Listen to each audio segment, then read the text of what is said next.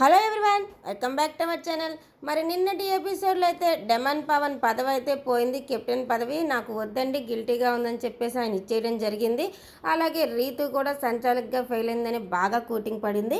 మరి భరణి గారికి, ఇమాన్యుల్కి, అలాగే డెమన్ పవన్కి అయితే ఈ రోజు అయితే టాస్క్ అయితే జరగబోతుంది కదా, దానికి రీతుయే సంచాలక్. మళ్ళీ మరి ఈ సంచాలకు ఈసారి బాగా ఆడిందా లేదో తెలియదు, కానీ కరెక్ట్గా చూసిందో లేదో మన ఎపిసోడ్ చూసేదాకా తెలియదు. కానీ డెమన్ పవన్ అయితే మళ్ళీ కెప్టెన్ అయ్యాడని అయితే ఒక న్యూస్ అయితే వైరల్ అవుతుంది.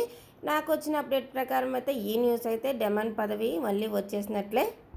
రీతు సంచాలకుగా ఉంది కదా, మరి కరెక్ట్గా చూసి కరెక్ట్గా గేమ్ ఆడిచ్చిందో లేదో తెలియదు. కానీ ఒకవేళ కనుక రీతు తప్పు మళ్ళీ కనుక ఉండి ఆ వీడియోలు కనుక ప్లే చేస్తే ఇవాళ ఎపిసోడ్లో అయితే రీతు గ్రాఫ్ అయితే టోటల్గా పడిపోతుంది. ఇకపోతే మనీష్ మర్యాద అయితే ఎలిమినేట్ అయితే అయిపోయాడు. మరి నిన్నటి ఎపిసోడ్లో చూపించిన విధంగా టెన్నెట్స్ ఓనర్స్ టెన్నెట్స్ అయిపోయారు కదా.